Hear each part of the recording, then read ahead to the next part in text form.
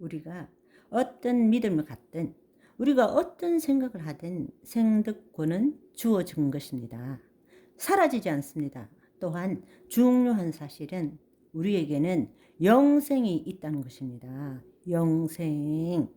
우리는 불멸의 존재입니다. 하나님의 생명이 우리 안에 있습니다. 하나님 안에 있는 생명을 예수 그리스도께 주셨고 예수 그리스도 안에 있는 생명을 우리에게 주신 것입니다. 아멘. 이 현재적 하나님 나라에서 우리의 몸은 소멸될지 모르지만 예수님이 재림하실 때는 먼지가 되고 기체가 된 우리의 몸이 다시 몸의 부활을 입고 영원히 주님과 함께 사는 것입니다. 우리는 지금 영생을 누리는 자입니다. 여러분, 눈앞에 보이는 상황과 처지, 그 일에 속지 않기를 축원합니다. 바로 마귀가 울부짖으며 우는 사자처럼 우리를 속이는 것입니다. 마귀는 바로 우리가 그 현실의 상황, 삶의 상황에 내 거짓자가 묶여 살기를 원하는 것입니다. 그 상태에서는 아무리 선한 일을 한들 그것은 아무런 의미가 없는 것입니다.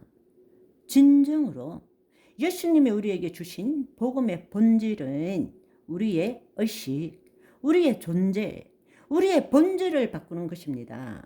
그것이 내가 아니라 그리스도 안에 내가 거하는 것입니다. 아멘.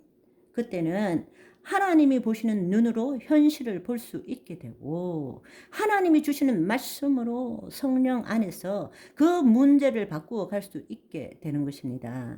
우리가 정말 그리스도 안에 있는 나와 타락한 마음이 만든 거짓자의 차이를 우리가 제대로 이해하는 것이 얼마나 중요한지 모릅니다. 그래서 이 시간을 통해서 여러분들이 정말 이 거짓자와 그리스도 안에 있는 나의 차이를 알고 이 거짓자가 어떻게 우리 자신을 속이고 살아가고 있는지를 알기를 소망합니다. 그래서 손기철 장로님이 이 문제를 기도하시면서 주님, 이것을 어떻게 설명하면 좋겠습니까? 하실 때에 주님께서 전철을 보여주셨다고 합니다. KTS 전철을 보시면 그 위에 저 출발지부터 종착지까지의 전선이 끊임없이 있습니다. 그런데 그 전철이 움직이기 위해서 그 위에 전선과 연결되어 있습니다. 그 전선을 영원한 현존 시간, 하나님의 생명이라고 생각하실 때에 그 전선과 연결되어 있어서 전철은 움직이게 되죠. 전선 없으면 전철은 제자리에 서 있을 수밖에 없습니다. 여러분, 이 전철을 보시면 출발지가 있고 종착지가 있고 우리의 삶이 그리스도인의 삶은 어쩌면 이렇다고 표현될 수 있습니다. 그런데 중요한 사실은 과거에 하나님을 믿지 않았을 때에는 이게 전부 육체에 기초한 이게 나라고 믿고 사는 것입니다. 이게 나라고 전선이 아닌 전철 자체를 나라고 생각한다는 것입니다. 그러나 우리가 거듭났다라는 것은 영원히 현존하시는 그 하나님의 생명에 연결되어서 하나님의 생명 때문에 살아가는 존재가 되는 것입니다. 이해되시죠? 우리가 이 부분을 좀 더 잘 이해하기 위해서는 여러분 이렇게 한번 생각해 보세요. 하나님의 생명은 하늘나라에 영원히 존재하지만 그 하나님이 우리 안에 찾아오셨습니다. 또 우리도 하나님 안에 존재하고 있습니다. 그런데 나의 안에 계신다 할 때는 하나의 자아 독립적 개체가 되지만 하나님의 영과 우리 영이 합해서 한 영이 될 때는 그분의 영혼 안에 우리 영이 함께 있는 것입니다. 이해되시죠? 에베소서 2장에 보시면 하나님 우편에 계신 예수 그리스도 안에 우리가 있다고 말했습니다.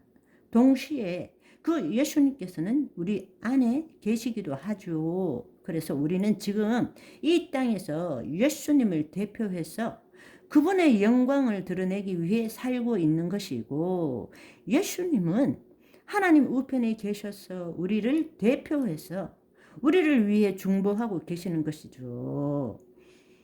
영은 시공간을 초월한 것입니다. 눈에 보이지 않는 것이지만 여기 있다 저기 있다 말할 수 없는 것이죠. 그래서 우리의 본향은 어디라고요?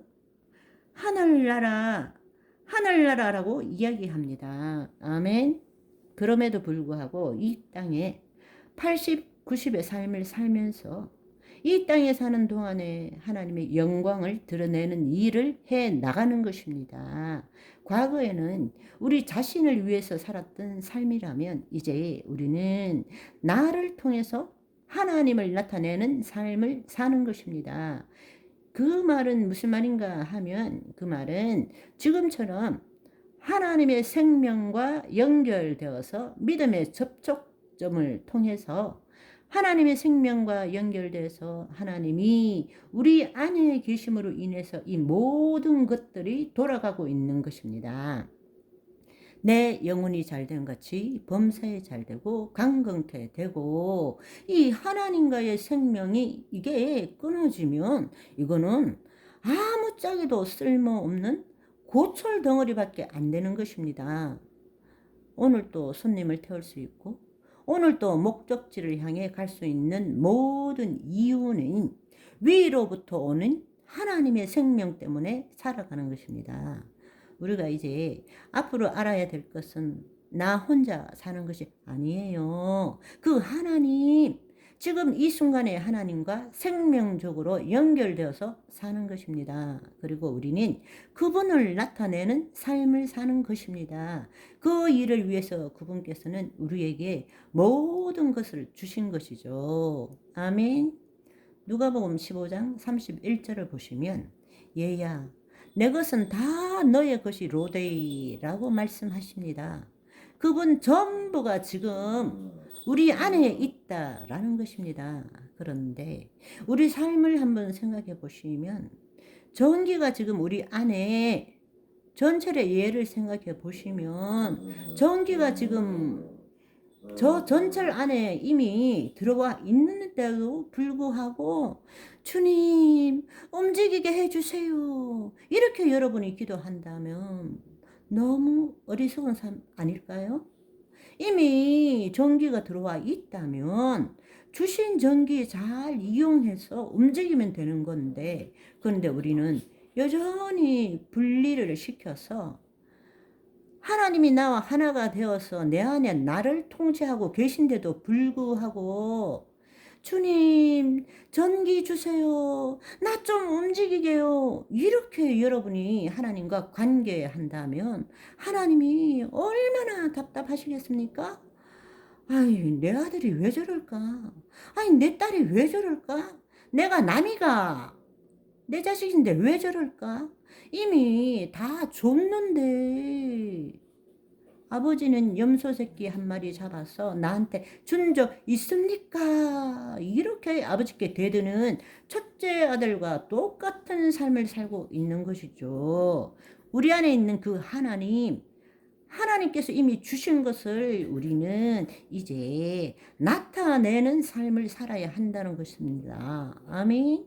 우리는 삶의 수많은 상황들, 주위에 있는 수많은 상황들을 겪고 있습니다. 그런데 그것들을 그대로 받아들이지를 못하고 자신의 생각과 감정으로 인식된 세계에서 살고 있을 뿐입니다. 그것은 우리 마음이 만든 것입니다. 우리 마음이 만든 가공 세계에서 만든 것입니다. 하나님의 생명에 인도함을 받지 못하면 결국에는 자기가 만든 세상을 보며 살 수밖에 없는 것입니다. 그러나 이제 하나님의 생명과 연결되어서 내 마음과 내 감정을 새롭게 하면 하나님이 보시는 세상을 볼 수 있게 된다는 것입니다. 아멘. 그것은 하나님의 영 없이는 할 수 없는 일인 것입니다. 있을 수 없는 일입니다. 우리 자체가 타락된 마음이기 때문에 모든 것들을 우리의 과거의 경험과 지식으로 판단해서 세상을 보고 있고 인식하고 있고 그 세상에서 살고 있을 수밖에 없습니다.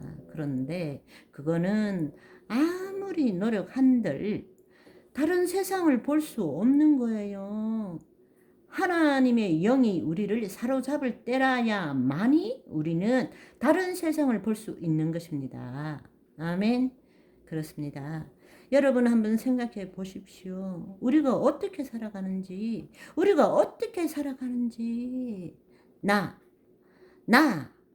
지금 이것이 나라며, 이 거짓자가 나라면 내가 어떻게 살아가는지 사실은 우리는 지금 내 존재를 어떻게 잡고 있느냐.